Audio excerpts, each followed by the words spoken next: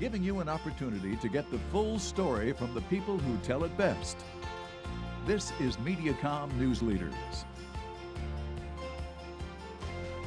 Hello everyone and welcome to Mediacom News Leaders. Thanks for tuning in. I'm Carol Kelly. Joining us today, President of the Iowa Digital Literacy Wellness Project, we've got Peter Komendowski. Peter, welcome. Thank you very much. So unfortunately, yet again, it's in the news. School violence, aggression, bullying. Tell us a little bit about why we're seeing an increase in school violence. Well, I think what's really lost often is everybody comes to terms with violence when something really big and bad happens. Whether it's a bully in the school or a shooting and something really dramatic. When we look at expressions of violence in children, what we realize is it isn't the violence that's a problem. It's the level of aggression that's going up in all children. I mean, we're looking at kids that aren't bullies, kids that aren't school shooters, acting much more aggressively. Even parents would feel it when they say, I need this, or I want this, or I have to have this, or my friends all have it.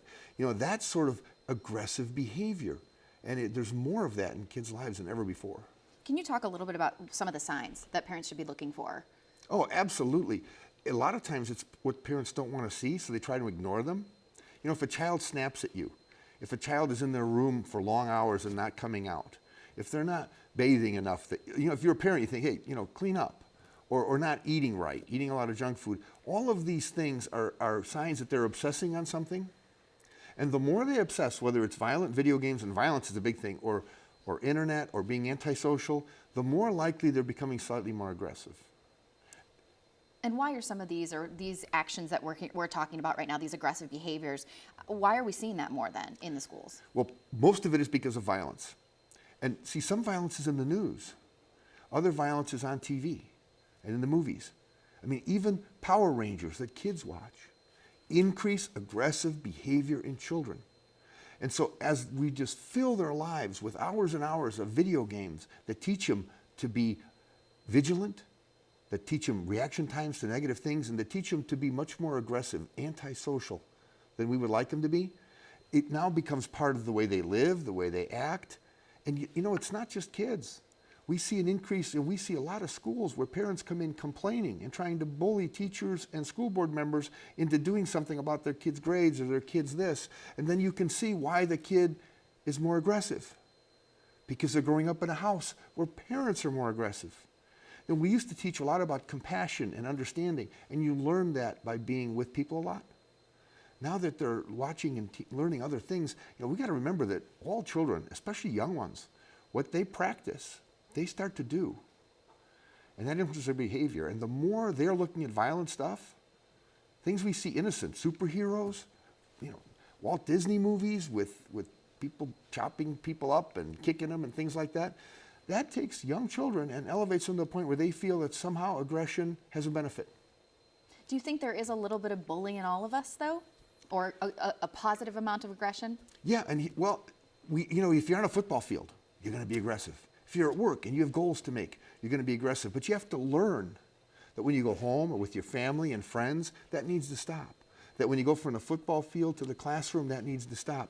That's really what's missing, is that, you know, aggression has to be very well timed and not a big component of one's life. If you're doing a lot of highly aggressive things like video games or watching TV, you're going to do more of that in your life. It's going to influence your behavior. And if you do more happy, fun things with people, guess what you're going to do? As a parent, could you tell us a little bit about how we can help our kids be less aggressive or help with this behavior? Part of it is like hugs, spend time with them, help them break these bonds where you feel they're doing stuff that doesn't make them feel good. Another thing is to teach children, especially in bullying situations, which is often a precursor to other violent behavior, to understand that bullies are not naturally bad people. They might be having trouble at home or come from maybe a broken home or you know, are involved with stresses people don't understand it. That sometimes bullying may be a cry for help. So to teach children to not look at bullies as evil, but maybe someone who needs help, and look at their own kids when they're acting slightly aggressive or bossy and saying, we need to find a better way, a more constructive and compassionate way to communicate. Ways that parents can help with this type of behavior, what we've discussed today. Is there somewhere we could go for more information? Yeah, go to drugfreeiowa.org and you can look at the power of grandparents or how to be a better parent sections, and it gives you a lot of advice. Well, it's always a pleasure. Peter, thank you for joining us. Thank you very much. This has been Mediacom News Leaders, your opportunity to get the full story from the most reliable sources exclusively on Mediacom News Leaders.